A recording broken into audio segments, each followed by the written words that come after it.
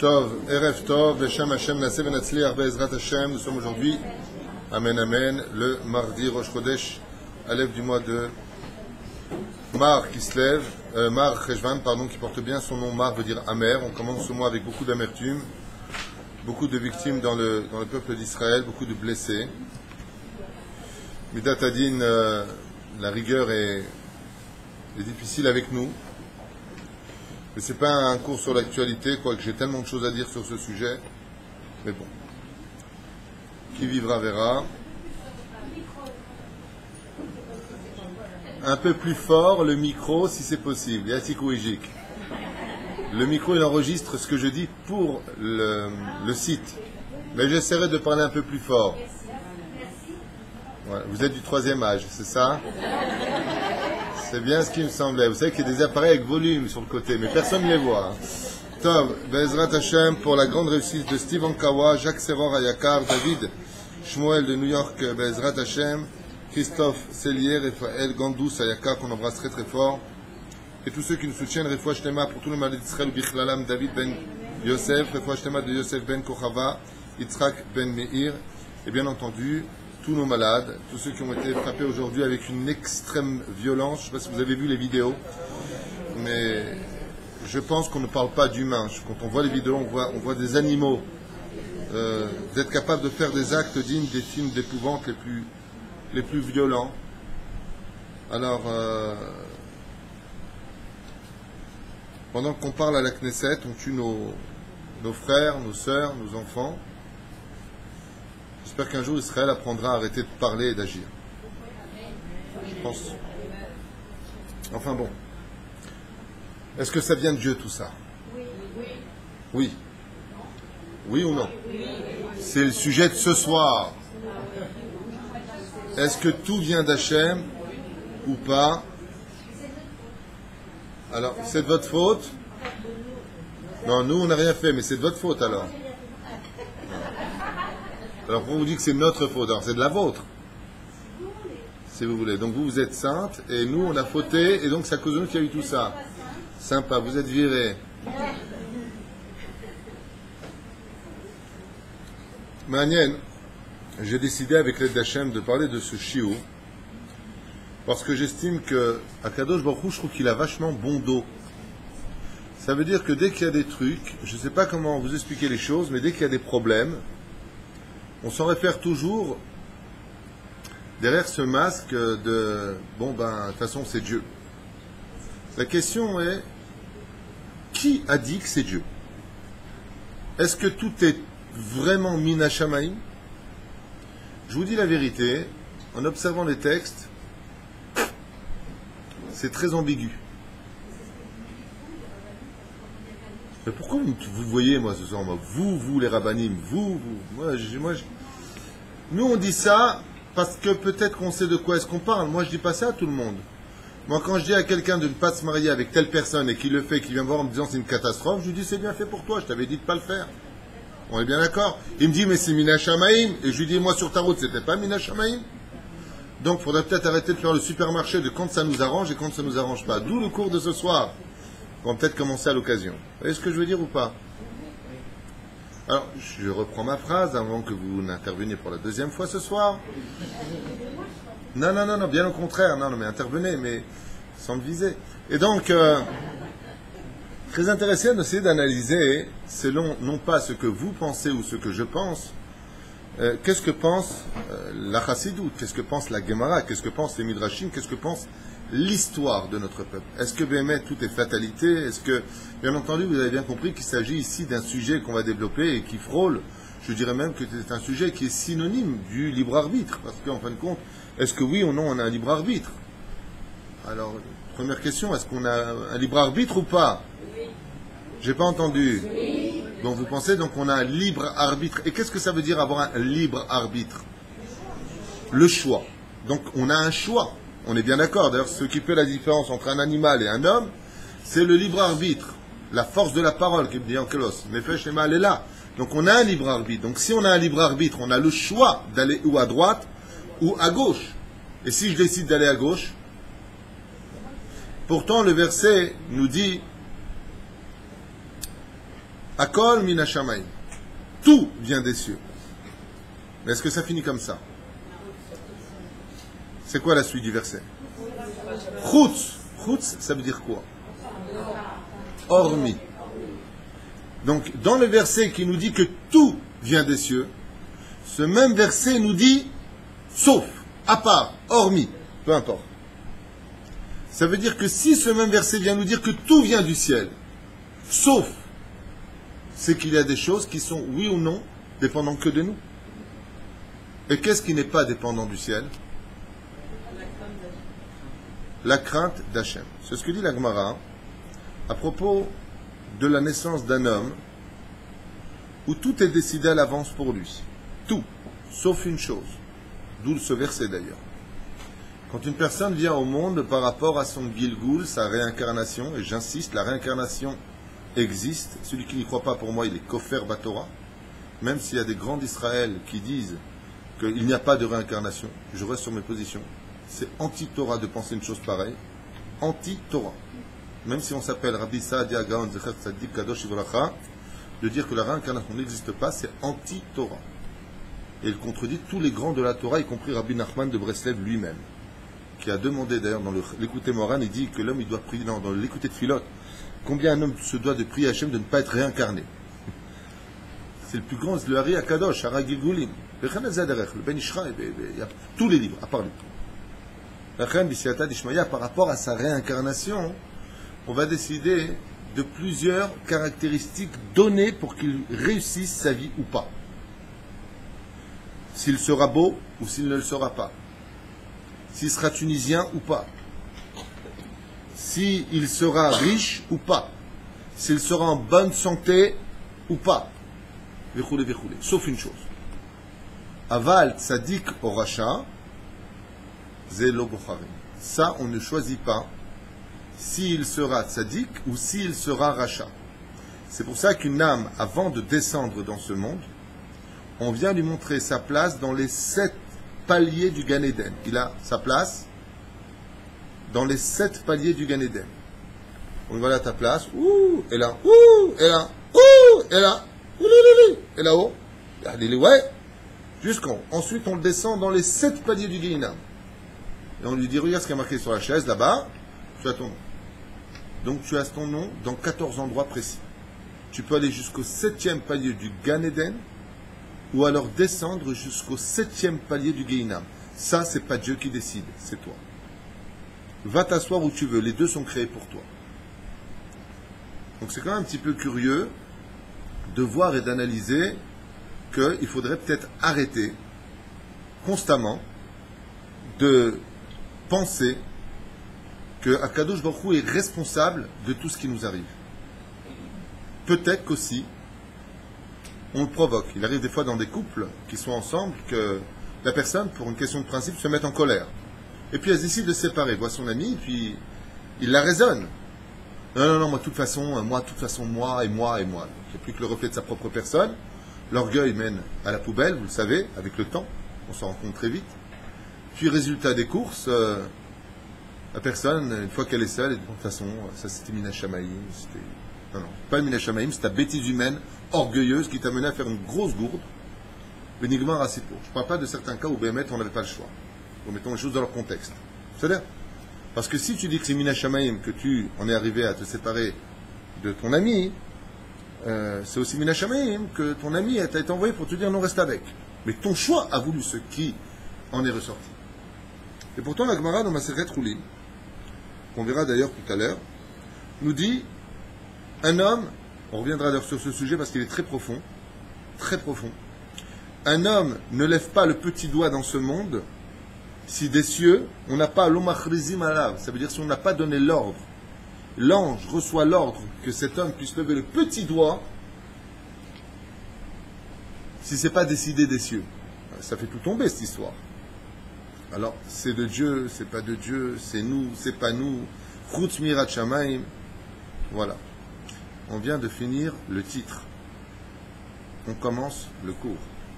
Je bois.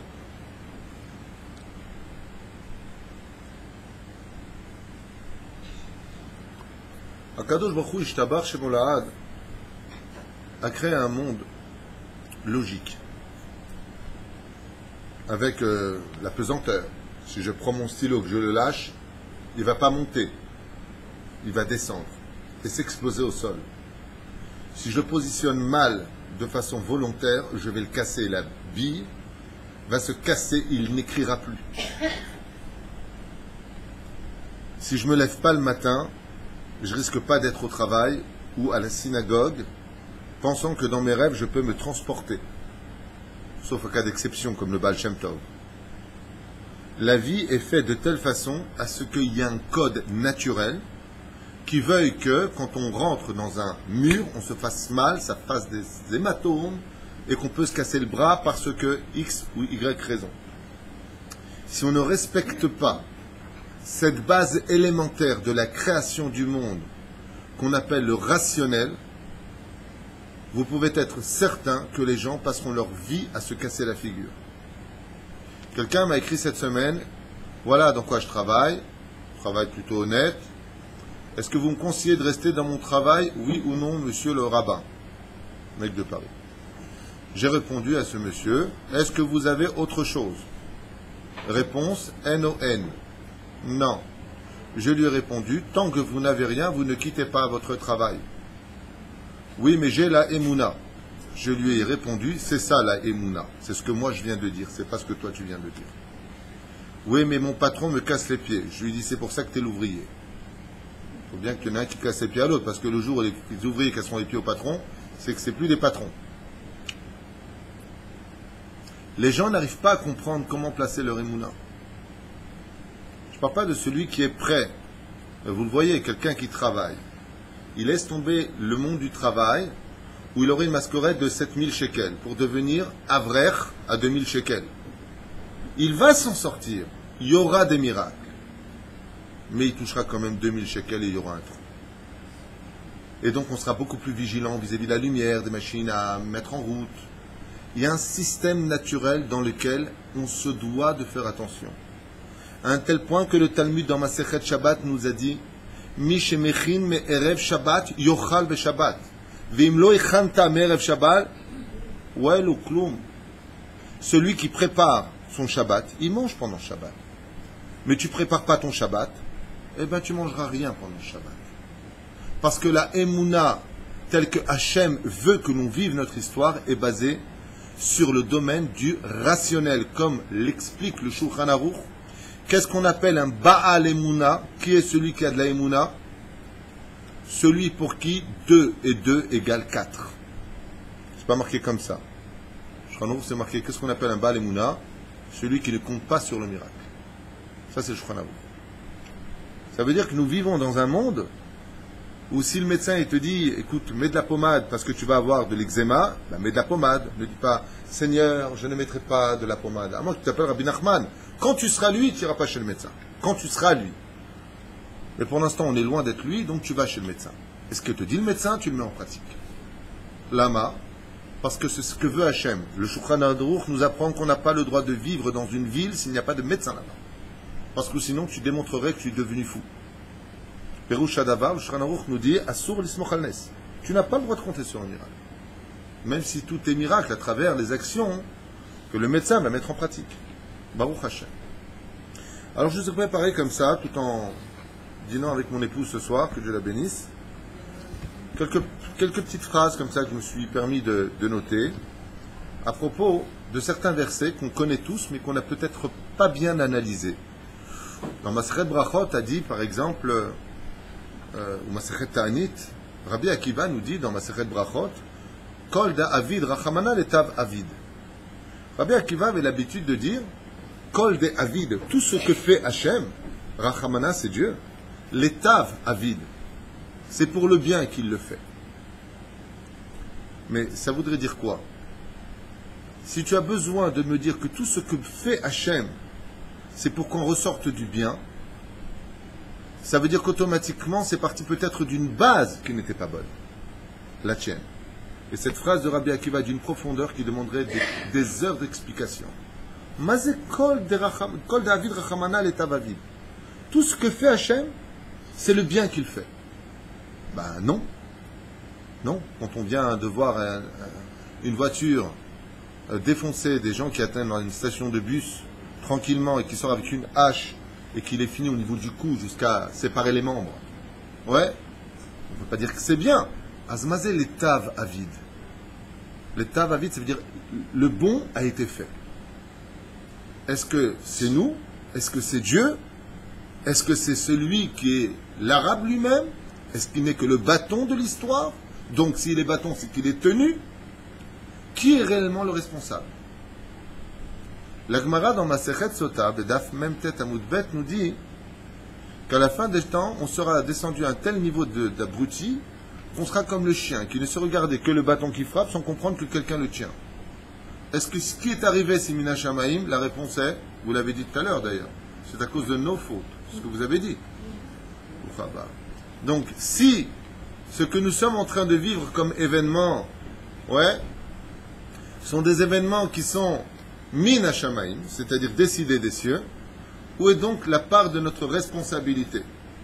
Vient une autre Gemara qui nous dit Maaseh be Rabbi Hanina ben Dosa, qui, rentrant dans une Maaseh, ça veut dire une histoire qui est arrivée avec Rabbi Hanina ben Dosa, il rentre dans un village et on lui dit, tu sais, là-bas il y a un harod, une espèce de serpent dans un nid, chaque fois que nous passons, il sort, pique, donc mord la personne et son venin est si puissant qu'il meurt. Qu'est-ce que fait Rabbi Hanina ben Dosa? Il retire sa glima, sa djellabia, il met sa jambe à l'intérieur, il la retire, et le serpent est pendu par ses crocs à sa jambe. Donc le serpent l'a mordu. Rabbi Hanina ben Dosa prend le serpent, le lâche, le serpent est mort. Il regarde tout le monde et dit, ce n'est pas le serpent qui tue, mais la faute. Donc oui, il y a des responsabilités, c'est certain, pour chaque événement qui nous arrive. Et quelle est cette situation qui change les événements? En général, quitte à en déplaire à bien des oreilles, ce sont toujours nos fautes qui sont à la base de toutes les xérotes, qu'elles soient bonnes ou moins bonnes. Comme vous le dites d'ailleurs, dans tous les tahanounim, quand nous faisons les tahanounim, les supplications en demandant pardon à Hachem, nous ne finissons pas les tahanounim avant de dire cette phrase si importante. Voilà. Ve'ata tzadik, on parle d'Hachem. Al-kol abba alenu, sur tout ce qui vient sur nous. Donc deux tzadik. Pourquoi? Qui émet asita. Tu as fait une justice, celle qu'on ne comprend pas, parce que dans les cieux, toi, tu as tous les dossiers. Pourquoi il est mort à tel endroit, tel lieu, de telle arme, par telle personne? Ça, c'est pas de notre niveau à nous. C'est ce qu'enseigne le Rambam, qu'on dira dans le Sod HaChashmal. Le Rambam, il dit, c'est bien au-delà de l'esprit humain. On ne peut pas comprendre pourquoi, parce qu'on n'a même pas qu'une seule lettre. D'ailleurs, je vais revenir sur ça. Asita va'anachnu il sha'anu. C'est parce qu'on a fauté. C'est ce qu'on dit après la prière de Shaharit et de Mincha.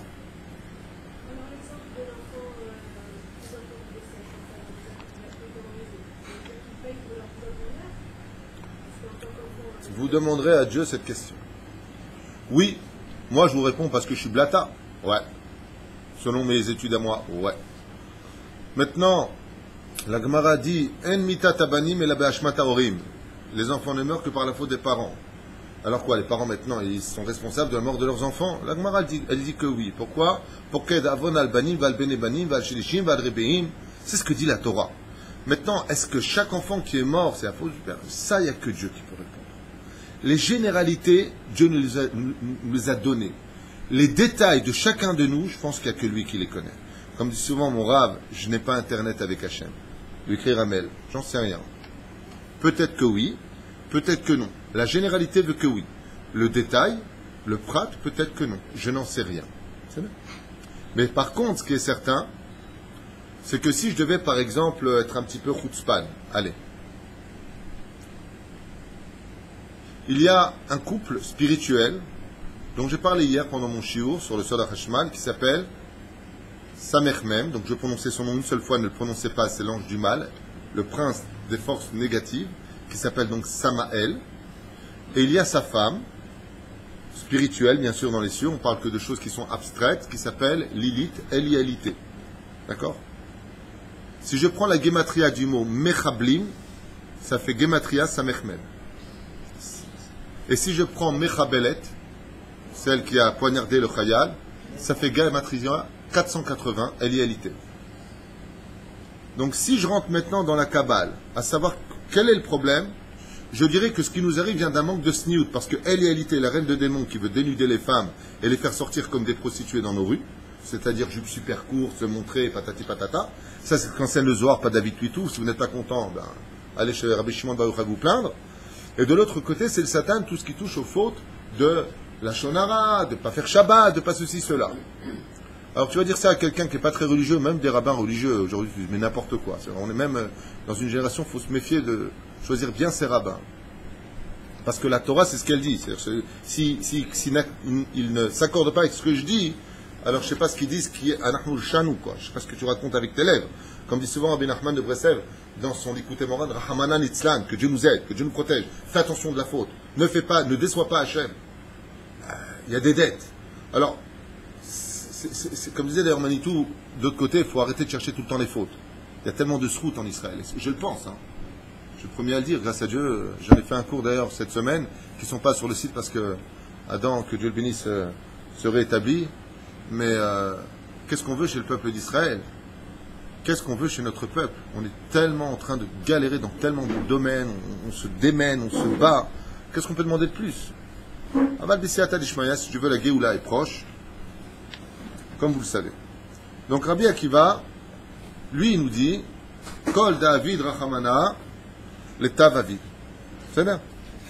Vient dans Masechet Ta'anit, si je ne m'abuse, à la page 21 Moudalef, un autre homme qui était son maître, qui s'appelle Gamzol et Tova, vous vous rappelez le cours qu'on avait fait. Et lui, tout ce qu'il disait, il avait fait Gamzol et Vato, parce qu'il était jeune comme ça. Gamzol et Tova. C'est-à-dire, toutes les galères qui arrivaient, qu'est-ce qu'il disait? Gamzo, ça aussi, c'est pour le bien. Mais pourquoi tu as besoin de me dire que ça aussi, c'est pour le bien? Qu'est-ce qui se cache entre le maître Gamzo, Ish Gamzo et Tov, Rabbi Nachum de Gamzo, et Rabbi Akiva, son élève, pour qu'ils aient deux phrases qui remettent en question la pensée en disant, mais qu'est-ce que tu as à me dire de... Tu dis tout simplement, Hakol et Tova. Hakol Tov. Pourquoi tu as besoin de me dire Gamzo? Si c'est Gam, c'est que c'est mauvais, dit le Chida. Chaque fois que vous voyez le mot Gam, c'est négatif. Alors, Mazet Gamzo, les Tova. Mais la réponse, elle est un petit peu délicate. J'espère que je serai à la hauteur des explications que j'ai lues au nom du Zohar pour vous les transmettre à vous. Si j'ai bien compris, j'y arriverai. Si je l'ai mal compris, j'y arriverai pas. Mais je pense que j'ai bien compris, donc je vais y arriver. Vous m'entendez?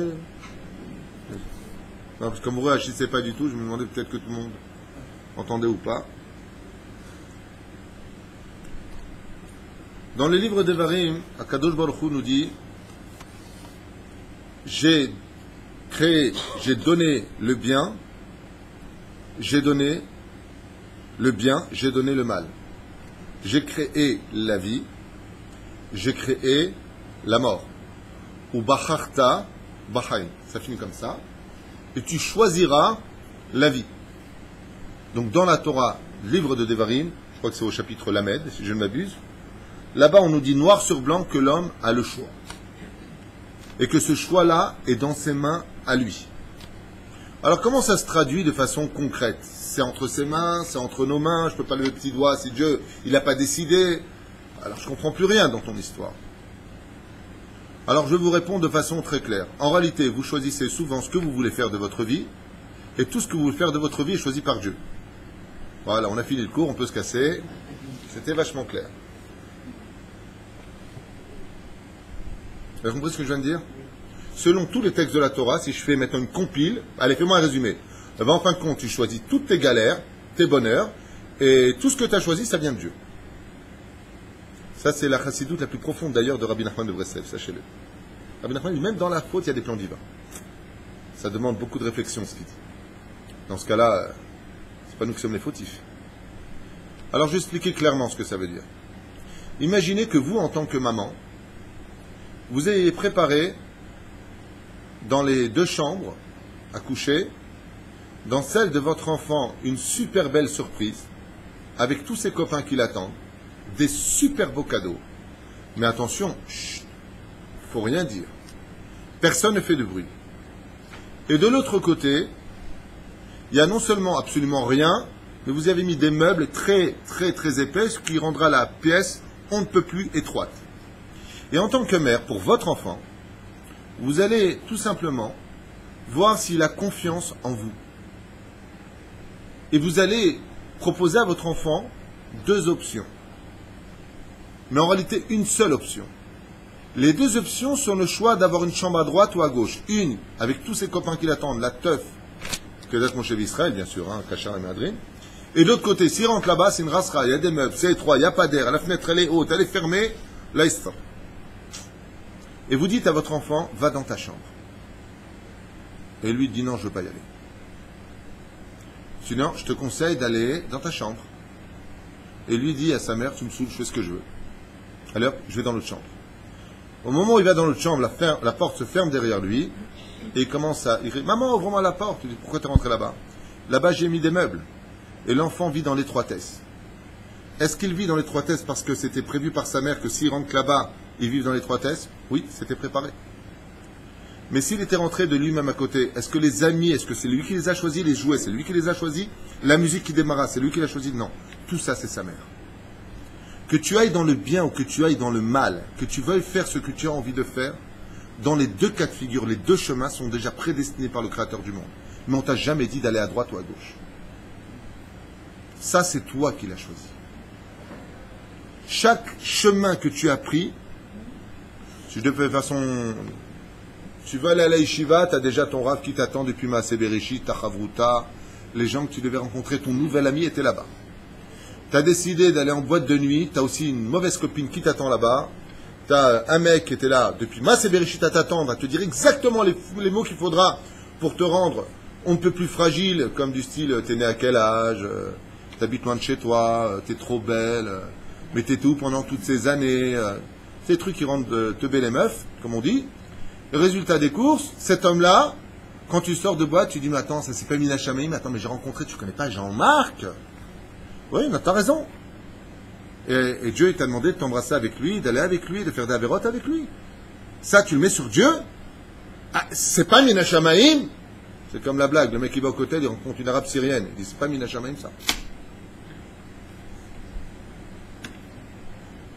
Dieu, il fait des rencontres devant le côté.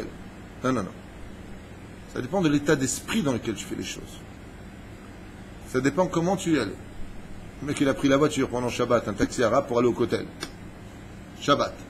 Avera, Goreret Avera. Là où il y a de la Gdoucha, il y a de la Touma. C'est pour ça qu'il faut faire très attention à cette notion, cette dimension de dire constamment Akol Me'et Hashem. Alors prenons des résultats de nos sages sur les événements qu'on a traversés. J'avais parlé la dernière fois du psaume de Guédalia. Je m'en réfère au Ben Ishraï, Rabbi Yosef Chaim Alav Shalom, qui dit que la raison pour laquelle on jeûne le lendemain de Rosh Hashanah, le jeûne de Guédalia, est un jeûne particulier. Pourquoi? Parce que Guédalia était le gouverneur d'Israël, il avait été nommé par Nabucodonosor, et puis il a été assassiné par Ishmaël ben Netanya, et qu'est-ce que j'y fasse? Moi, on ne va pas commencer à jeûner pour chaque tzaddik qui meurt quand même. Un jeûne national. Parce qu'un tzaddik d'une grande dimension qui a voulu sauver le peuple d'Israël, mais excusez-moi, vous allez jeûner, vous, le jour de la mort de Moshe Rabbeinu? Hommes comme femmes? Non, les hommes ont l'habitude de faire un demi-jeûne ou un jeûne entier, le Zayin de Hadar. Mais sans lui, la Torah n'aurait jamais pu être donnée, dit l'Agmara. Loulé Moshe Rabbeinu. Si ce n'était pas Moshe Rabbeinu, dit le Hari Akadosh, pardon. Alors pourquoi il n'y a pas de jeûne pour l'un et il y a des jeûnes pour les autres? Viens, le Ben Ishraï nous éclaircit l'esprit. Et il dit, tu sais pourquoi tu jeûnes le lendemain sur le psaume de Guédalia, après Rosh Hashanah, le jour du jugement? Parce que la mort de Guédalia n'a pas été décrétée par les cieux. C'est la main de l'homme et son esprit à lui qui a fauté, qui a décidé de mettre fin à un homme qui avait été envoyé par le Créateur du monde pour sauver l'État juif. Mais eux, dans leur bêtise et leur libre arbitre, ils l'ont tué. Le Ben Ishraï nous explique que la dimension du jeûne de Guédalia vient bien au-delà que de jeûner pour un grand tzaddik hors du commun, que l'on respecte et qu'on aime, Alav Shalom, Zecher tzaddik kadosh ivracha. Mais le Ben Ishraï te dit non, ça va beaucoup plus loin que ça. Ce jeûne-là vient te remettre les pendules à l'heure, que des erreurs peuvent être faites dans ce monde par toi, l'homme, et non pas par Dieu. Ça suffit de tout le temps dire ça c'est Dieu. Autre exemple. Le Midrash, vous le connaissez tous, nous rapporte les Asara Arugei Malchut. Les 10 martyrs, avec Tonius Rufus et l'empereur Adrien, empereur de Rome, qui se retrouveront confrontés à une situation très bizarre, puisque l'empereur de Rome demandera à Rabban Shimon ben Gamiel, prince d'Israël à cette époque, dites-moi, quel est le din si des frères juifs vendent un de leurs frères en esclavage? Rabban Shimon ben Gamiel répondra à ce que la Torah nous enseigne. Il faudra le mettre à mort. Il dit, j'ai regardé dans votre Bible et j'ai vu que vos aïeux ont vendu un frère du nom de Yosef, mais ils n'ont pas été mis à mort. Alors je vous ai réunis, vous, Dafka, parce que vous êtes les plus grands du peuple juif, tout comme eux, à leur époque, étaient les plus grands. Il n'y avait que tu me diras. Mais ils étaient quand même les plus grands. Rabban Shimon ben Gamiel, il dit, et alors? Il a dit, ben, je vais vous tuer. Je vais vous mettre à mort au nom de Dieu. Réponse incroyable de Rabban Shimon ben Gamiel. Moi, un truc pareil, qu'est-ce que je fais? Je me casse par la fenêtre. Ou alors, je lui dis, j'ai fait, moi? Je priais, j'étais dans mon coin. Ouais. Rabban Shimon ben Gamiel, sans aucune peur dans les yeux, répond à l'empereur, laissez-nous 3 jours et nous vous donnerons notre réponse. L'empereur dit d'accord. Ils se réunissent, les 10, et ils se tournent tous vers un homme du nom de Rabbi Ishmael Cohen Gadol, Rabbi Ishmael ben Elisha. Et qu'est-ce qu'il lui demande d'après vous? Un truc de fou. Toi qui es Cohen Gadol et qui as l'habitude de déconnecter ton âme de ton corps pour aller voir Hachem, écouter de l'autre côté du rideau, Internet, en d'autres termes, va voir ce qui se passe. Quitte ton corps, prononce le nom de Dieu car tu es Cohen Gadol et reviens avec une réponse. Est-ce que ce décret vient d'Hachem? Et alors nous prendrons sur nous avec amour la mort qui nous est faite? Ou si ça vient de l'homme, et là la réponse est encore plus surprenante, Rabban Shimon ben Gamiel dit, nous détruirons Rome en prononçant le nom d'Hachem et de l'ange destructeur qui s'appelle Také, déroulé. Waouh. Waouh. Rabbi Ishmael redescend dans son corps, il l'attend dans les 9. Alors c'est quoi cette information? Et Rabban Shimon ben Gamiel écoute et Rabbi Ishmael ben Isha répond, mais et Hachem aitazot iniflat be'enenu. Ça vient d'Hachem. Le décret vient des cieux. Rabban Shimon ben Gamiel revient 3 jours plus tard devant l'empereur et lui dit, nous sommes à ta disposition. Et nous acceptons sur nous la mort que tu nous infligeras. Avec amour. Au moment où il finit cette phrase, un centurion sort son glaive de l'épée et lui coupe la tête. Qui tombe dans les mains de qui? De Rabbi Ishmael ben Isha juste à côté. Qui lui-même avait une beauté semblable à celle de Yosef Hatzadik et la princesse. Juste à côté. Elle dit, ah non, papa, faut pas le tuer, il est trop beau celui-là. Je ne peux pas me donner son visage. On le met dans, tu sais, le corps en forme là, comme ça, on le met sur une bouba, on va le coller comme ça, je le mets dans ma chambre. En tant que, tu sais, lumière, comme ça, j'allume, j'ai un beau visage. Et c'est comme ça que va mourir Rabbi Ishmael ben Elisha. Il va être dépecé.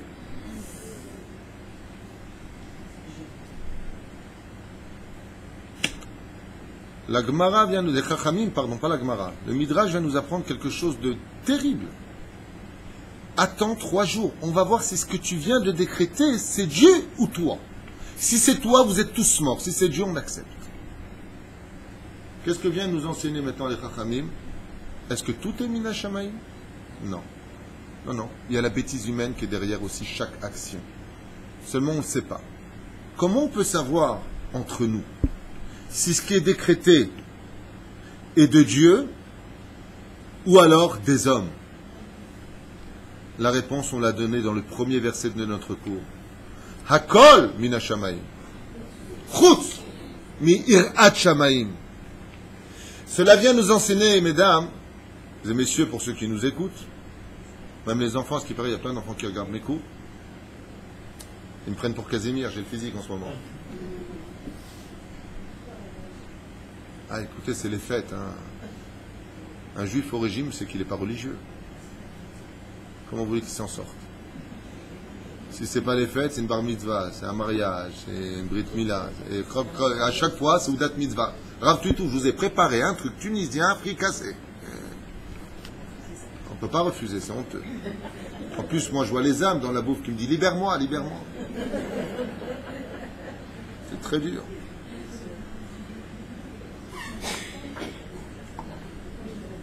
Comment je peux savoir quand on est une femme et que le mec il est en train de te mettre la main sur ta cuisse avec sa petite kippa sur la tête en me disant punaise mais je suis trop content mais tu sais quoi toi et moi on va vivre un avenir de ouf. C'est de Dieu ça? Pourquoi non? Chutzmi, tout ce qui est anti-halakha c'est pas de Dieu. Tout ce qui n'est pas al-pi Torah, sachez que ce n'est jamais Hachem. Car Dieu déteste la vérote. C'est le secret de toute notre histoire. Je ne comprends pas ce que je fais, je ne sais pas où j'en suis. Réfléchis. Le livre de chevet de chaque juif doit être le Shulchan Aruch. Si tu veux savoir si ce que tu fais est de Dieu ou de toi, de ta propre bêtise qui t'amènera tout le temps à tourner en rond toute ta vie. Si tu veux que Dieu dirige ta vie, va sur sa vie à lui. Sinon, c'est très simple. Le mec, il fait de l'arnaque au téléphone. Il a gagné 70 000 € et il dit Baruch Hashem.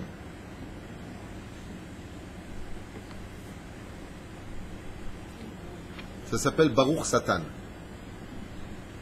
Akol minashamaim chut. Voler, c'est grave. Mashma irat shamaim en lecha. C'est pas Hachem qui t'a donné ça. Même les Français l'ont compris. Ils en ont fait un proverbe. Tout argent mal acquis ne profite jamais. Pas la peine de perdre ton temps. Les fichach, nous avons compris une chose incroyable.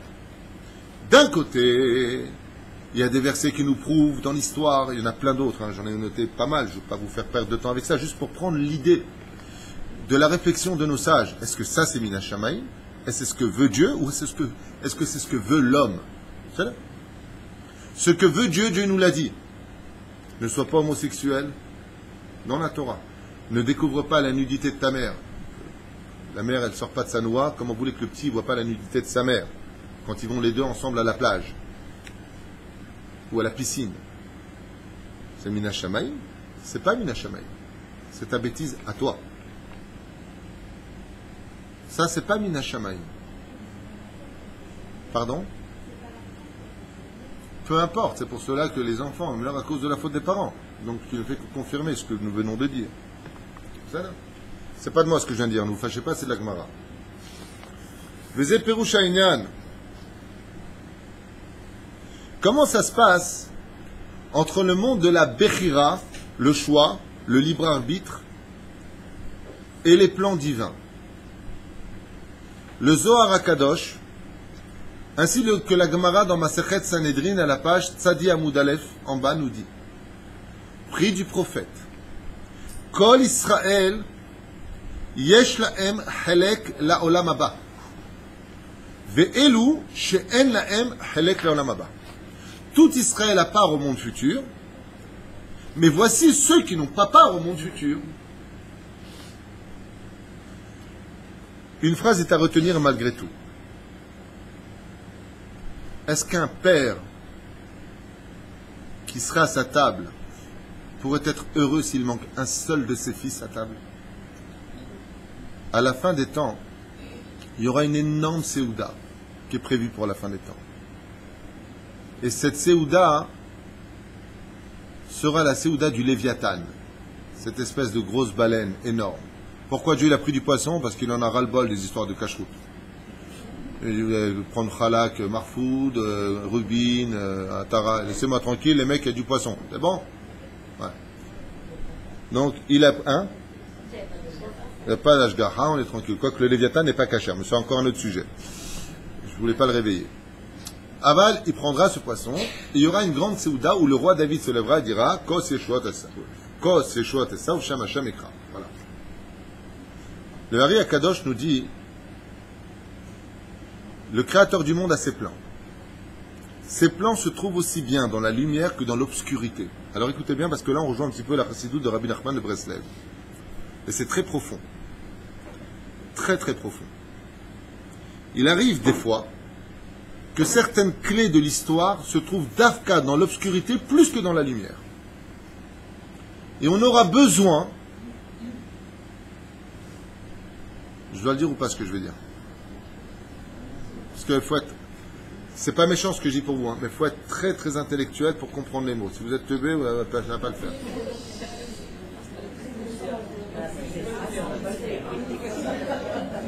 Bon, je vois que tout le monde me dit ça va le faire. Prenons des exemples concrets. Allez. Est-ce que selon les plans divins, nous devions descendre en Égypte en tant que peuple? Oui ou non? Est-ce que dans les plans divins, il était impératif que nous restions 40 ans dans le désert à tourner avec Moshe? Oui ou non? Non. Vous vous dites non, vous. Mes références, elles disent que oui. Les références disent absolument. Dieu en avait besoin. Seulement, j'ai un problème. J'ai un énorme problème. C'est que les deux exemples que je viens de prendre à l'instant sont deux exemples qui ne peuvent exister que quand j'ai la cause pour avoir l'effet. On appelle de la cause à l'effet. Quelle est la cause? T'as fauté. Quel est l'effet? J'avais besoin que tu y sois. C'est compliqué, ça. Exactement. J'ai besoin que tu ailles en Égypte, donc j'ai besoin pour cela que tu ailles en Égypte. J'ai besoin que tu ailles en Égypte, mais j'ai besoin que, pour cela, de justifier pourquoi tu vas aller en Égypte. Alors, je ne sais pas que je vais te faire tomber, mais je vais te mettre des obstacles un peu bizarroïdes sur ta route. Et ces obstacles bizarroïdes vont donner naissance à ce qu'on appelle Slichat HaMashiach. Par exemple, Yehuda, fils de Yaakov Avinu, est un tzaddik gamour. Il est chef du Sanhédrin. Il est intègre. C'est tout sauf un homme à femme. Tout sauf ça. Tout ce que vous voulez, vous pouvez dire. Chaz v'shalom. Dans la doucha. Mais s'il y a une chose sur laquelle il a su diriger sa vie, c'est sur la pureté familiale. Kaot Rabbi, un jour, en plein après-midi, Yehuda, fils de Yaakov, se promenait dans les champs. Tan, tan, tan, tan. Tan, tan, tan. Non, ça c'est sa petite maison à la prairie. Et d'un coup, il voit une prostituée. Et là, il se transforme en loup de Texavri. Il vient vers elle et lui dit: combien? Qui était cette femme? Tamar. Tamar s'était enfin dévoilé le visage, contrairement à ce que vous comprenez du texte. Quand on dit qu'elle avait le visage voilé, c'est que tant qu'elle était mariée, elle était voilée. Une prostituée qui se voile, personne n'en veut. Et Chachamim dit c'est le contraire qu'il faut comprendre. Ce jour-là, pourquoi elle n'a pas reconnu? Parce qu'elle était tellement pudique, Tamar, que personne n'a jamais vu son visage parce qu'elle était très belle. Et comme elle était très belle, Tamar, elle savait que sa beauté pourrait engendrer de l'excitation chez les hommes. Et donc elle se couvrait complètement. Le seul moment où elle s'est découverte, c'est quand Yehuda est venu. Sur les chemins, sur la tombe d'Abraham, elle s'est découverte. Sa beauté était si grande que ça a éveillé le Yetzer Hara de Yehuda. Et Yehuda est venu vers elle et il lui a dit: donne-moi ton pétil, donne-moi des garanties. Normalement, mon prix, c'est un keves, un mouton. Mais comme tu ne l'as pas avec toi, donc donne-moi ton seau, ton bâton, qui représente, bien entendu, et ta sacoche, qui représente en fin de compte les trois signes du Melech HaMashiach. De là sont nés Zerach et Peretz, ces deux enfants, de qui viendra le Melech HaMashiach. C'est d'Afka dans l'obscurité des fois que se trouve dans la faute, derrière la faute, des situations très bizarres. Alors pour Avraham Avinu, comment ça se passe? Dieu lui dit Lech Lecha, dans 2 semaines, si Dieu veut, on arrivera dans la paracha de Lech Lecha. Il arrive là-bas, il lui dit Lech Lecha, il le guide pour y aller. Il arrive en Eretz Israël, et qu'est-ce qu'il y a en Eretz Israël? La famine. Une des raisons pour laquelle on peut quitter le pays, c'est pour la famine. Si j'ai pas de parnassa, j'ai le droit dans ce cas-là, Sauf si j'ai la immouna adéquate, d'attendre encore un petit peu, de me battre, de tenir. Mais sinon, j'ai le droit de quitter le pays pour la Parnassa, avec une date de retour, bien sûr. Parce que celui qui donne la Parnassa en Galoute, c'est le même qui donne la Parnassa ici. Alors il faut tenir. Et puis, il arrive en Eretz Israël, et là on lui dit, il n'y a rien ici. Hein. Et ah bon? Ouais. Bon. Ben alors je vais en Égypte. Et là les Chachamim ils disent, Avraham, t'as manqué d'Emouna. Les nuages qui t'ont guidé de Ur-Kasdim sont rentrés en Israël. Pourquoi tu ne les as pas suivis? Il dit, parce qu'il n'y a rien à manger. Moi je suis venu avec plein d'hommes avec moi. Vayavo Avraham, imkol anefesh aser asa becharan. J'ai une énorme responsabilité. S'il n'y a pas de quoi manger ici, je vais ailleurs. Dieu lui reprochera ce manque d'Emouna. Mais moi je répondrai autre chose. Au lieu de reprocher à Avraham de ne pas avoir d'Emouna, la jeune tu lui mets la famine. Qu'est-ce que tu aurais dû faire là-bas? McDonald's kasher. Meadrin, mina meadrin, chalak bet Yosef. Et là, il n'y aurait pas besoin de problème. Seulement Hachem, qu'est-ce qu'il avait besoin? Il avait besoin de deux choses. Il avait besoin de deux choses. Il fallait que tu descendes en Égypte pour préparer par ta Kedusha l'acquisition de la province de Goshen qui sera un cadeau de Pharaon donné à ton épouse, Sarah Imenu Alea Shalom, pour que la Kedusha de Sarah, propriétaire de la province de Goshen en Égypte, soit d'une telle Kedusha semblable à Eretz Israël pour que ton peuple plus tard, qui de toute façon devait descendre en Égypte, pourra rester fidèle à Hachem. Ve'ele Shemot Bene Israël, voici les noms des enfants d'Israël. Fatigué là. Bon, c'est de ta faute ou de la mienne? C'est de la nôtre. Ça marche. Il aura fallu le Lashon Hara. Mais Hachem, tu sais tout à l'avance. Pourquoi tu dis à Moshe, Shelach lecha anashim v'yaturu et haaretz? Rachid dit, letovatra lanatecha. Tu vas en retirer un avantage. Vous savez pourquoi? Parce qu'Eretz Israël n'était pas prête pour nous. Et que la génération du désert avait de toute façon toute fauté. Personne ne méritait d'entrer en Eretz Israël, sauf Yoshua bin Nun et Kalev ben Yefouné. Et ça a été prévu pour des raisons supra-importantes. Mais alors, comment je ne les fais pas rentrer en Eretz Israël? Ben, j'ai besoin de leur faute. Et le jour où ils rentrent en Eretz Israël, ils vont tomber que sur des géants. Pas le petit géant du maïs, hein, non. Grand géant. Hein. Une petite fille de 7 ans, quand ils l'ont regardé, ils n'arrivaient plus à voir le soleil. Une petite fille de 7 ans. Elle a dit, oh, t'as vu, il y a des petites sauterelles par terre. Enfin, les sauterelles, c'est des humains. Juste ce jour-là, ils sont tombés là-dessus. Tout était fait pour qu'ils disent du bien, mais tout était aussi placé de telle façon à ce qu'ils disent du mal. Et pourquoi ils étaient envoyés? Pour être des éclaireurs, dire ce qu'ils ont vu. Ils ont dit ce qu'ils ont vu. Alors, où a été leur faute? Ils ont dit qu'ils fait ça. Ils ont rajouté juste un mot. Dieu a dit, pour cela, vous resterez dans le désert. À quel âge devait mourir Moshe Rabbeinu? Depuis la création du monde. Quel était l'âge de Moshe Rabbeinu pour qu'il meure? 120 ans. Quel âge il avait quand ils sont rentrés pour visiter le pays d'Israël? 80 ans. Alors quoi, Moshe serait resté 40 ans tout seul dans le désert? C'est beau des doutes. C'était prévu qu'il reste. Mais ce qui n'était pas prévu, c'est la cause pour laquelle eux se seraient retrouvés dans la situation où ils devaient rester. Ce que je vous expliquais depuis tout à l'heure, parce que les exemples sont à faire dans chaque verset de la Torah, c'est que quoi que tu fasses de ta vie, Hachem va surfer sur tes bonheurs, tes malheurs, tes réussites comme tes pertes, pour mener à bien sa barque à lui que tu ne pourras jamais comprendre. En d'autres termes, si tu vas à droite, tu vas gagner du temps. Si tu vas à gauche, tu vas faire perdre du temps. Et c'est ce que dit le Hari Akadosh. Tout Israël à part au monde futur. Car il est évident qu'un père ne pourra pas être heureux réellement s'il n'a pas tous ses enfants, toutes ses âmes juives à table. Et le Hari Akadosh, il dit alors dans ce cas-là quoi?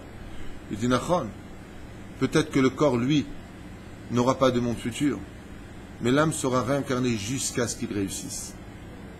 Parce qu'Hachem ne laissera pas une seule de ses étincelles ne pas rejoindre l'âme originale de Shema Israël, Hachem, Elokeinu, Hachem Echad. La seule chose que l'on peut faire dans les plans divins, c'est tout simplement Obeïta ou Be'achishena, où tu peux accélérer le processus de la Géoula, ou tu peux tout simplement le retarder. Ton mariage était prévu à l'âge de 20 ans, mais tu as passé ton temps comme Tarzan qui se promenait de liane en liane, de passer de mec en mec. Tu viens de retarder ton mariage à plusieurs années. Il faut que tu comprennes que tu ne peux que retarder les choses, mais tu ne peux pas changer les plans divins. Parce que même si tu arrives à les changer, de toute façon, Dieu est comme un chat qui retombe toujours sur ses pattes. Car de ton erreur, il a encore des diamants récupérés dans l'obscurité de ta bêtise. Donc si toi tu y es allé, c'est parce que tu as voulu. Mais de toute façon, j'avais besoin que quelqu'un y aille parce que j'avais des diamants. Donc est-ce que c'est Mina Shamaïm ou pas? Il y a de toi. Et maintenant qu'il y a de toi, il y a aussi de moi. Si c'est dans le monde des mitzvot, c'est de moi. Si c'est dans le monde des averot, chutz mi irat shamayim, c'est pas de moi, c'est de toi. Réfléchis bien. Alors, je vais vous donner quelques exemples. Prenons les midot. La colère est considérée comme étant Avodazara. Qui a créé la colère? Bon, répondez, c'est une question à 2 francs. Hachem, dites-le, vous êtes tellement bloqué là, vous me faites peur. Vous êtes concentrés, c'est plus à concentrer, c'est des tomates là. Qui a créé la colère? Hachem. Qui a créé l'orgueil? Hachem. Qui a créé le vol? Hachem. Qui a créé le mensonge? Hachem. Tout vient d'Hachem. Qui t'a demandé de ne pas te mettre en colère? Hachem. Oh! T'avais promis de ne plus te la ramener ce soir. Alors dans ce cas-là, non, mais je suis très content parce que c'était la suite que j'allais moi-même poser comme question. Dans ce cas-là, pourquoi les a créés? Il y a fait méode. Il y a fait méode. On va reprendre les exemples qu'on vient de donner à l'instant pour les développer ensemble. C'est bien.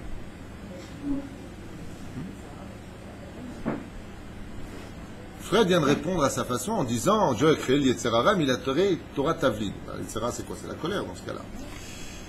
Les midot d'Hachem, par exemple la jalousie, la colère, le mensonge, sont des midot, des vertus considérées comme étant plus que négatives car elles détruisent le monde et emmènent l'homme automatiquement vers la déchéance morale. C'est là. Alors pourquoi ça a été créé?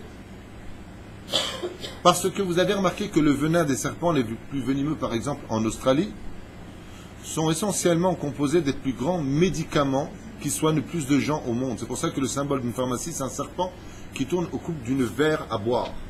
Une coupe à boire. Alors pourquoi, si on boit du venin de serpent qui normalement devrait nous tuer, nous guérissons de nos problèmes physiques? Un problème, ça devrait nous tuer. Pourquoi, quand on ne veut pas qu'un enfant ait la varicelle, la rougeole ou autre chose, on lui injecte de la varicelle, de la rougeole ou il y a quoi encore comme truc? La rubéole. Tiens, viens, le moufeton, tiens, une piqûre. Ben, vous avez mis quoi là? Ben, la rubéole. Et pourquoi faire? Ben, pas qu'il ait la rubéole. C'était teubé ou quoi? Le mec, il a fait des pompes, 7 ans d'université pour être teubé. Pas du tout. Parce que la rubéole, si tu prends ces enzymes, si tu prends cette substance, et que tu mets la dose bidiouk de ce qu'il faut, alors ça soigne. Imaginez, vous êtes marié avec un mec, il se met jamais, mais jamais en colère. On l'appelle simplet. Même vous les femmes, vous allez lui dire, je comprends pas, tu veux pas te mettre un peu en colère, tu veux pas bouger l'epha. C'est insupportable. Chérie, je te trompe, ça te met pas en colère? Ah non, moi tu fais ce que tu veux, chérie, moi, de toute façon, c'est pas un mec ça. Parce que si t'es pas un peu jaloux, c'est que tu m'aimes pas. La jalousie, à bonne dose, je parle pas du mec qui est jaloux qui dit à sa femme, t'es où? Tu es aux toilettes. Je parle pas de ça, hein. Mais le mec, il vient, il dit à sa femme, écoute, j'aime pas qu'on te sort comme ça, j'aime pas qu'on te regarde. C'est une façon de dire, je t'aime tellement que... Je parle pas du mec qui est possessif, hein. Je parle pas de ce débile. Je parle de quelqu'un de normal. Imaginez que la jalousie n'existe pas du tout. C'est une mitzvah d'être jaloux de quelqu'un qui sait la Torah, toi tu sais pas.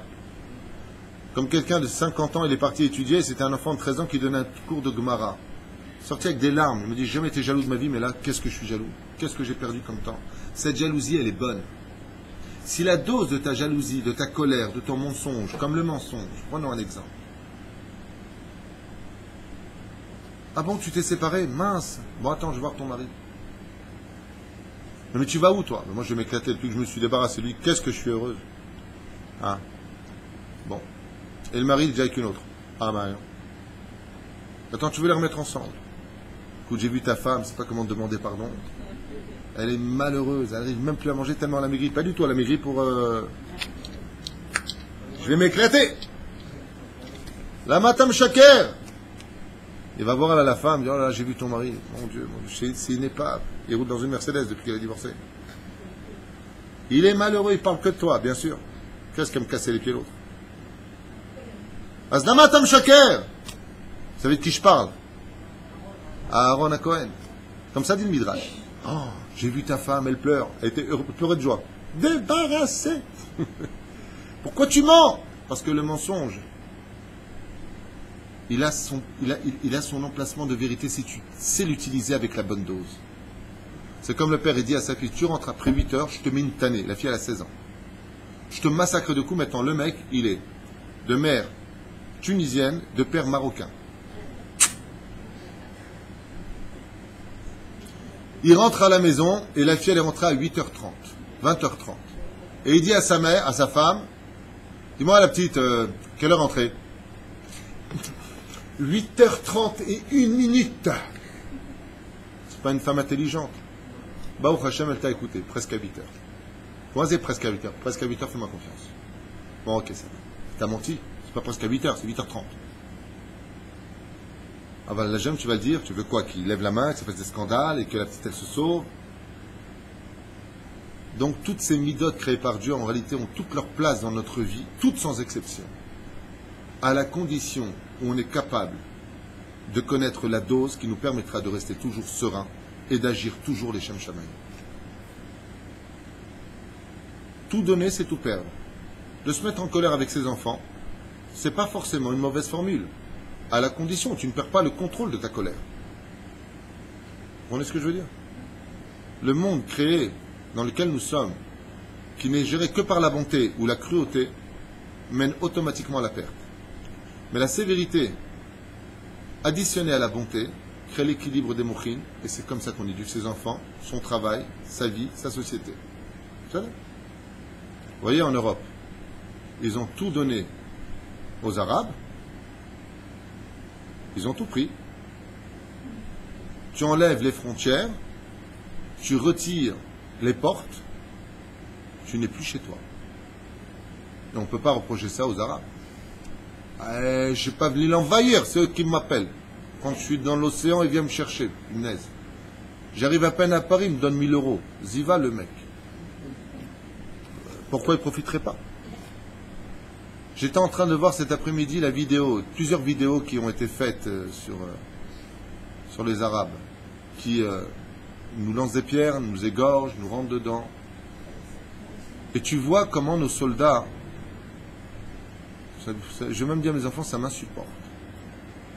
Le mec, il est en train de nous lancer des pierres, l'autre il vient, il attrape un soldat de chez nous, il l'attrape, il parle avec lui, calme-toi. Mais casse-lui les jambes. Mais s'il casse tes jambes, il va en prison. Donc pourquoi vous voulez que les Arabes cessent de nous frapper si quand on nous frappe, on tend l'autre joue? Voilà. C'est ce que je disais tout à l'heure à mes enfants. Pendant qu'on enterre nos morts, Bibi Netanyahu est en train de négocier. Le jour où on arrêtera de négocier, peut-être que ça arrivera, Bezrat Hashem, à donner un résultat. Le problème, c'est pourquoi Hashem fait en sorte qu'à notre tête, nous ayons un homme qui ne sait que négocier. Parce que l'homme qui est en train de négocier ne reflète que l'état mental du peuple juif aujourd'hui. Dieu emmène l'homme là où il veut aller. C'est les anges qui l'emmènent. Moulichim et Adam, les filles de son nom. Là où tu veux aller, je t'emmène. C'est là.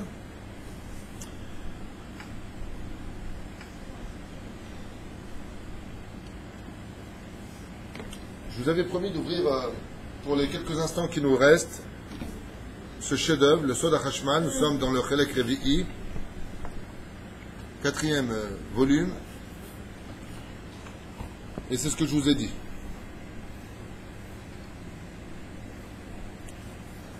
Besof kol hasibuv, yeh hatikun hashalem. Quoi que fasse l'homme, c'est dans Pitrei Chochma du Ramchal. il explique Rabbi Chaim Moshe Luzzatto, quoi que l'homme fasse de son libre arbitre, de sa vision des choses, que cela vienne de l'homme ou de Dieu, il y a tikkun shalem. À la fin des temps, le tikkun sera complet. Chacun retrouvera sa place dans l'originalité de sa descente dans le monde d'en bas, quand il retournera en haut. Mais c'est pas shoot. Pour le Ramchal, c'est pas shoot. On a de la chance. Les fiches à Marti, Shashlemut itaken tikkun shalem, mikol acheschonot shavru. Car l'homme, dans sa descente, peut rater beaucoup d'occasions de remonter. Vous avez vu souvent autour de vous des femmes qui n'étaient pas du tout religieuses et qui le sont devenues, à un tel point qu'elles-mêmes aujourd'hui font des séminaires et se servent de leur passé négatif pour le positiver comme une expérience qui viendrait comme une lanterne accrochée à son dos, éclairer le passage des autres. C'est pas de moi, c'est de Confucius. Aval, quoi qu'il advienne, cette personne, elle a changé sa vie. Hachem lui a donné l'opportunité de rentrer dans cette porte, elle est rentrée. De l'autre côté, tu peux avoir des femmes qui vont ressortir de la porte dans laquelle elles sont descendues. Et elles vont chuter. Est-ce qu'elle sera punie pour ça? Pour le chilul Hachem qu'elle a fait? Pour être descendue de la pudeur? Le vadaï. Alors si c'est le Mina Shamaïm, pourquoi on le punit? Si c'est Mina Shamaïm, pourquoi on le punit? Parce que c'est pas Mina Shamaïm. Mais maintenant que tu es descendu, j'avais besoin d'une sale femme, sans la juger elle. Pourquoi je dis une sale femme? Parce que j'ai fait un cours récemment en disant que il y a une notion que les gens doivent absolument comprendre et accepter. Je ne juge pas. On n'est pas à la place des autres pour savoir pourquoi on descend. Une femme qui a une épreuve, 2 épreuves, 3 épreuves, 6 épreuves, elle peut tout jeter. C'est pas nous dire, tu te rends compte, c'est là ce qu'elle est devenue. Si tu étais passé par ces épreuves à elle, tu serais peut-être pire. Alors tais-toi. C'est pas ce que je suis en train de dire. Quand je dis le mot sale femme, c'est parce que le Rambam nous a mis en garde. Si tu es une femme ou un homme connu, respecté, qu'on a connu en tant que religieux, quitte la ville pour ne pas faire un chilul Hashem. Parce qu'aux yeux des autres, tu auras voulu dire, j'ai connu le bien, j'ai connu le mal, et je vous dis, choisissez le mal. Voilà ce que veut dire ton message quand tu descends de ton niveau. C'est en cela que dit le Rambam, que tu fautes, c'est une chose, que tu fasses un chilul Hashem, c'est autre chose. Vous avez compris la différence? Tu as le droit de tomber. Tu as le droit de quitter le chemin de la Torah. C'est pour ça qu'il y a le libre arbitre. Mais tu n'as pas le droit de montrer aux autres le mauvais chemin que toi tu as pris. Cache ta honte. Parce que c'est quand même honteux. Malgré tout. Les 10 épreuves d'Abraham ne sont pas marquées que pour nous rapporter, tiens, tu sais, avec un mec qui était super, c'était Abraham, il a eu 10 épreuves. Si Dieu t'envoie une épreuve, c'est que tu peux la surmonter. Sinon, tu n'enverrais jamais cette épreuve. Que tu ne l'as pas surmontée, c'est encore autre chose. La Géoula est proche, t'inquiète pas. Et les réponses viendront avec toutes les épreuves. Comme a dit Hillel Azaken, Dieu ne te fera jamais subir une épreuve si toi-même tu ne l'as pas fait subir à quelqu'un d'autre. C'est impossible. Où est-ce qu'il dit ça, Hillel? À propos de quoi? Il a fait Meod. Ah, mon épouse, cette déquête. Voilà, donne les questions et donne les réponses. Ah ouais. Hillel passait près d'un crâne qui gissait dans l'eau, il lui a dit, c'est parce que tu as noyé que tu es mort noyé. Et cette Mishnah vient nous enseigner que tout ce que nous subissons, c'est parce qu'automatiquement on l'a fait subir à eux. Mida keneged mida lo batla. Vim tov vim ra chas v'shalom. Que tu aies fait le bien ou que tu aies fait le mal, Hachem, comme ça dit le Ramchal, il surfe sur tes erreurs ou sur tes réussites. Shelo ne'aniach lavo lidei churban, ad she'asof magia el hamenucha. Car de toute façon, même si chas v'shalom, la personne peut descendre ou la personne peut changer de direction jusqu'à arriver à un churban, une destruction, et dire qu'Akadosh Baruch Hu dirige tout. Parce que le monde dans lequel tu es né, ta propre vie lui appartient. Il n'y a qu'une seule chose qui peut t'éloigner vraiment, vraiment, vraiment d'Hachem. C'est le suicide. Le suicide, c'est quand... J'avais fait un cours sur le suicide, donc je vous conseille de voir et de revoir, si vous avez des gens qui y pensent. J'ai un non-juif qui m'a envoyé un mail et qui m'a dit « Monsieur le rabbin, vous venez de me sauver la vie, car je comptais sauter du 8e étage, mais j'ai tapé suicide et je suis retombé sur votre cours qui m'a dissuadé de me suicider. Merci beaucoup. » Bon, maintenant, je ne sais pas ce qu'il est devenu. Il y en a un autre, il m'a écrit pareil, mais il m'a dit à la fin, j'habite au rez-de-chaussée.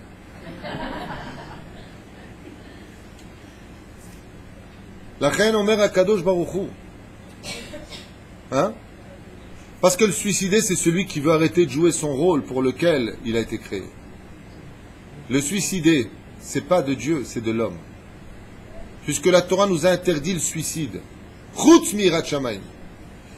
Imagine que je te crée quelqu'un pour une mission précise et que cette personne décide de ne pas jouer le rôle. Donc tu n'as plus de raison d'exister. Donc comme tu ne m'as pas suivi dans mon monde à moi, tu t'es créé un monde qui est le tien. Et on a vu que quand l'homme crée quelque chose sans spiritualité, c'est le rocher. L'obscurité. Ainsi sont fait les choses. Il est 9h10. Je vais vous donner la parole pour quelques questions, même si je voulais vous faire une autre page derrière, qui était très intéressante, où on fait un résumé. On a vu au début qu'un homme ne lève pas le petit doigt si ce n'est pas décidé des cieux. Bien entendu, le petit doigt, s'il le lève, c'est pourquoi? C'est pour uniquement le monde des forces du bien et pas des forces du mal. C'est vrai. Vous avez des questions sur le libre arbitre, sur la notion de madame?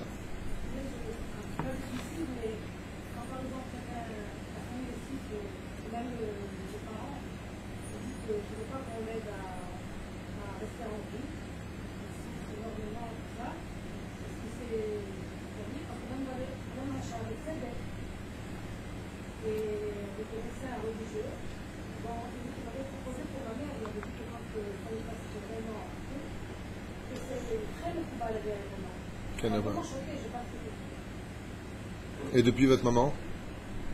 Et depuis votre maman? Alors ça c'est un problème d'halakha, c'est pas une question de libre arbitre ou pas, vada que c'est assourd. On n'a pas le droit de raccourcir la vie d'une personne, sauf dans le cas où, si c'est pas par l'appareil, ça veut dire que si je retire l'appareil, il meurt, c'est uniquement l'appareil qui le fait vivre, d'accord? Ça veut dire qu'en d'autres termes, il est déjà mort, si ce n'est qu'un appareil artificiel. Dans ce cas-là, il faut aller voir un posek halakha, c'est permis de le faire. Mais si je lui retire et qu'il respire encore de par lui-même, seulement ce sera encore faible, non, je n'aurai pas le droit de lui raccourcir sa vie. Si je le fais, comme cette loi en France qui s'appelle l'euthanasie exactement, il faut savoir que les gens qui font une telle bêtise vont réincarner la personne qui a souffert pour rien, puisqu'elle n'a pas fini son tikkun. C'est Dieu qui donne la vie, c'est Dieu qui prend la vie. C'est pas à nous de faire. C'est ce que je viens d'expliquer. Si cette machine qui la maintient est une machine qui l'aide à vivre, parce qu'elle peut vivre sans cette machine, alors on n'a pas le droit d'agir en conséquence. Si dans le cas échéant, la personne qui vit est maintenue par une machine artificielle, si je lui retire, il meurt tout de suite. Ça veut dire qu'en fin de compte, il est déjà mort quelque part. D'accord? Il est comme une plante, mais il n'est pas là. Donc, effectivement, dans ce cas-là, il faut voir un posek halakha, parce qu'il faut voir chaque dossier. Et ce qu'il dira, on fera. Mais c'est plutôt facile à dire oui qu'à dire non. Tout dépendra du cas du malade. Question sur le sujet. Levana, une question. Pas de question, Levana. Tu as tout compris. Ça fait plaisir. Ah, vous. Bonjour, plutôt bonsoir.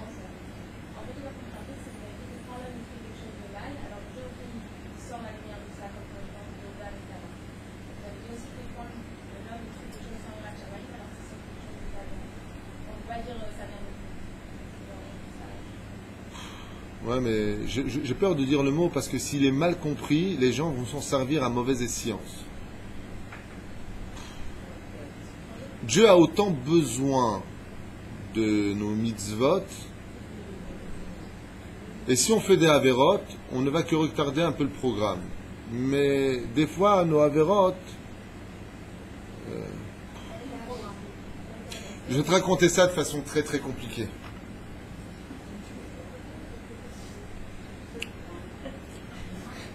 Cet homme-là était Racha. Il est descendu au Gehinam. Seulement après un certain temps, et à force de prières et de hurlements, Hachem a décidé de lui redonner une chance.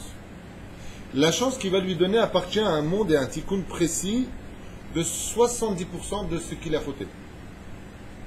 Cette partie d'âme va partir se réparer. Donc il y a une autre partie qui est au Gehinam, soit 30% d'étincelles.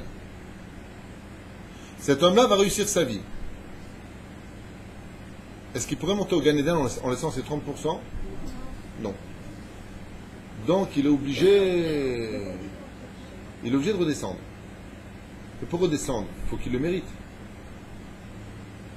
Donc Dieu va faire un petit croche-patte sur la route. Je ne sais pas comment je peux vous enseigner ça, c'est très risqué pour moi. Oui, mais c'est ce qui a marqué dans mes livres, je ne vais pas le mentir. C'est marqué à propos d'Abraham Avinu. Dieu l'a mis dans des situations de telle façon à ce que, une épreuve, deux épreuves, là, tu n'as pas été bécédère. J'avais besoin que tu descendes.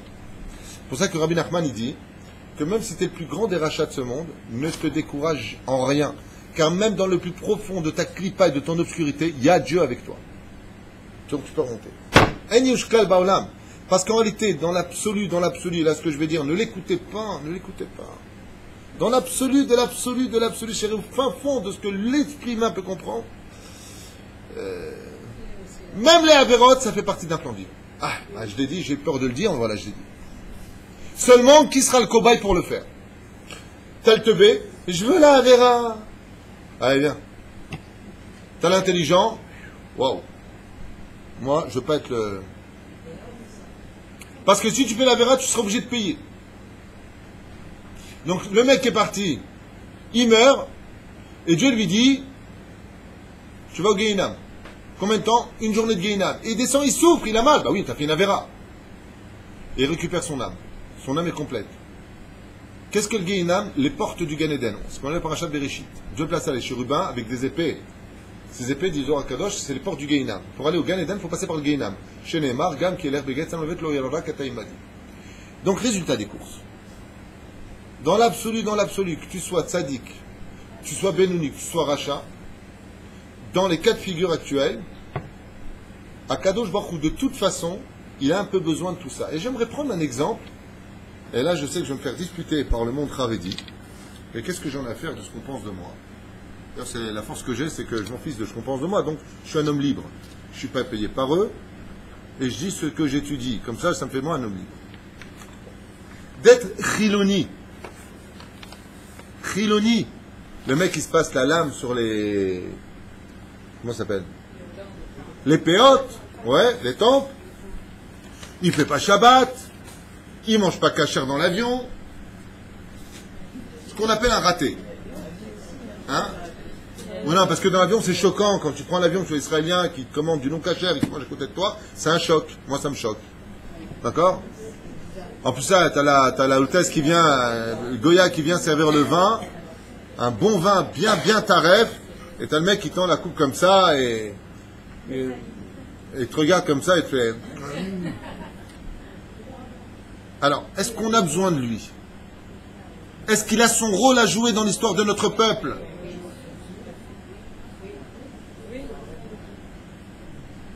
C'est là qu'est la grande question.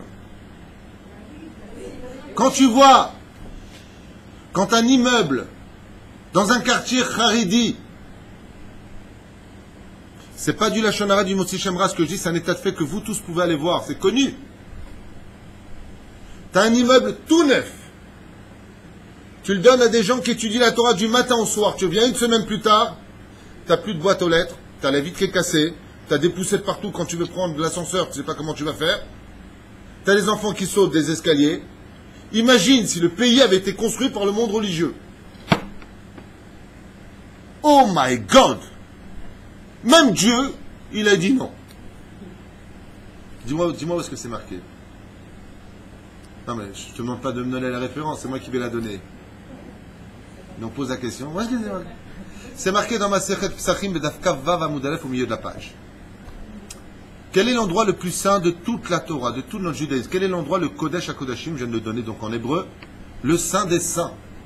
C'est-à-dire, et c'est quoi le Kodesh HaKodashim? C'est là où rentre uniquement qui? Le Kohen Gadol, un seul jour dans l'année. Quand? Kippour. Comme ça nous dit Psachim.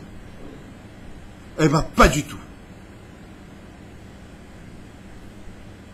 Il y a des chilonim qui descendaient quand ils le voulaient, selon leur emploi du temps à eux, dit la Gemara.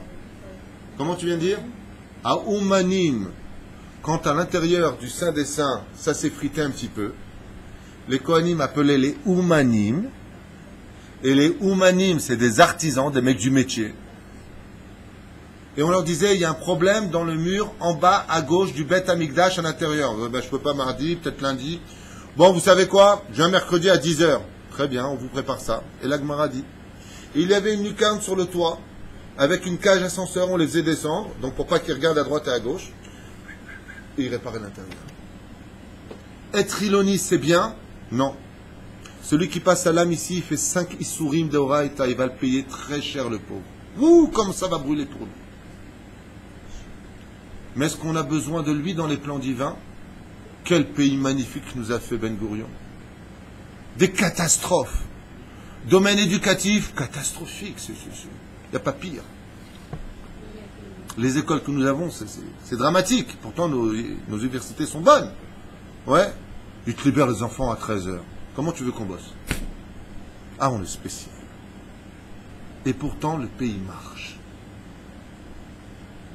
73% des habitants propriétaires de leur appartement. 5 enfants, papa et maman, 6 voitures en bas. Le pays, il marche. Et quand tu poses la question, ma Corée, ma Chamra, à la panine. Nous avons l'aéroport le plus riche du monde. Vous savez que de tous les duty-free, j'ai dit ça, ça m'a rendu chèvre. De tous les duty-free dans le monde entier, le premier chiffre d'affaires, c'est celui de Ben Gourion.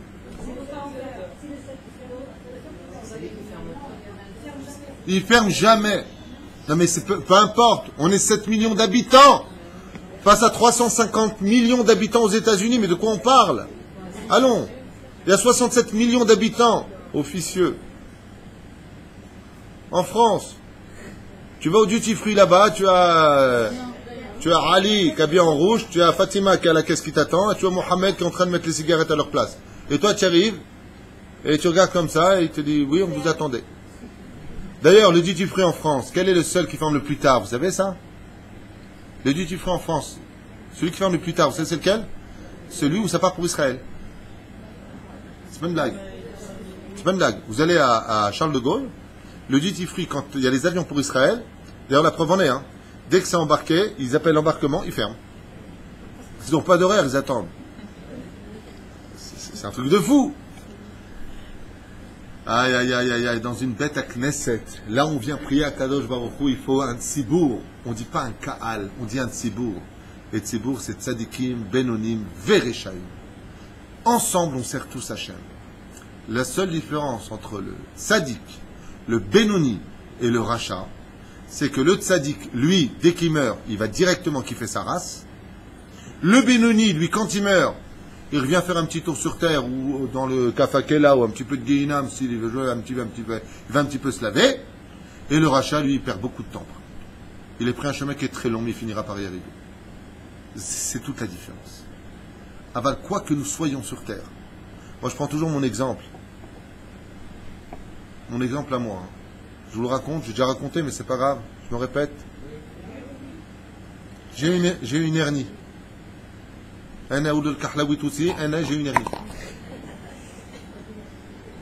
Même ma mère, elle ne savait pas. J'ai eu une hernie. Alors, le kippour que j'avais fait, j'étais très mal. Parce que comme je m'en foutiste au niveau du corps et machin, pour moi j'avance, j'avais très très mal. Et je me tenais, j'avais mal, j'ai mis ma main toute la prière, parce que je suis Khazan, tous les kippours et les fêtes, et j'ai mis ma main. Jusqu'à un moment, je sens une boule qui sort, mon muscle a explosé. Donc je lui dis, je vais quand même aller chez le médecin. Je suis allé chez le médecin, il m'a dit, suite à l'hôpital. Il faut voir une éclosion, je ne sais pas ce qui m'a sorti, il m'a pris pour une poule, éclosion. Hein? Ah, occlusion, il a dit conclusion. Éclosion, c'est pour les poules, ça. On est bien d'accord. Il m'a pris pour une poule, je vous ai dit. Donc, j'arrive là-bas, et qui, bien entendu, vient avec moi tout le temps? Ma femme. Pas être tranquille, non? Toujours là. Et donc, j'arrive à l'hôpital, et là, je vous promets, elle est là, elle peut vous le dire. Hein. Le mec qui débarque, queue de cheval, grand, d'ailleurs très moche, des grands ongles, très sales, enfin pas très sales, mais très longs, ça te rappelle? Et quand j'ai vu rentrer comme ça, j'ai dit, Miata. Ah oui, oui, j'ai oublié de vous dire, les sandales avec les champignons au niveau des pieds. Ah non, non, non, non, champignons cultivés. Hein. C'est pas une caricature. Hein.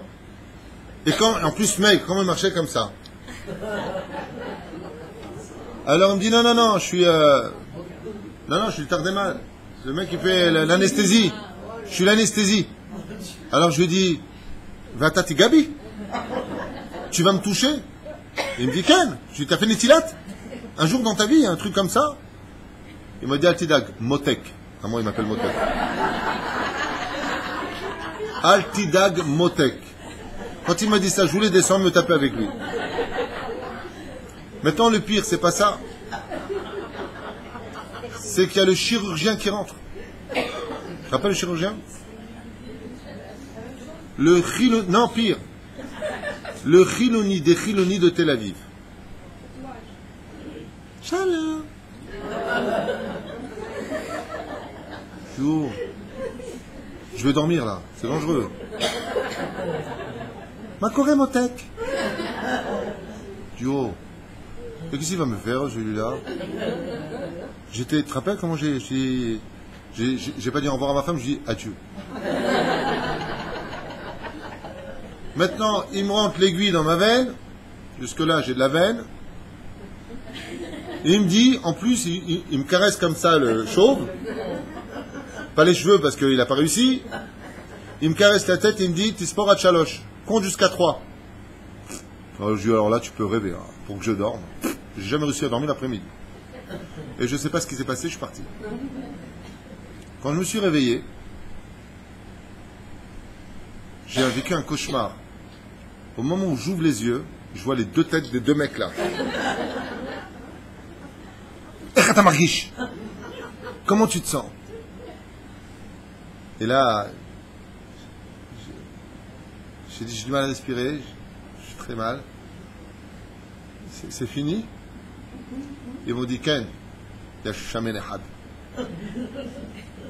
J'amène de quoi? Il m'a dit, Ken, avant d'arriver là-bas à Koud, il y avait un peu de graisse. Hein? Je lui ai dit, super.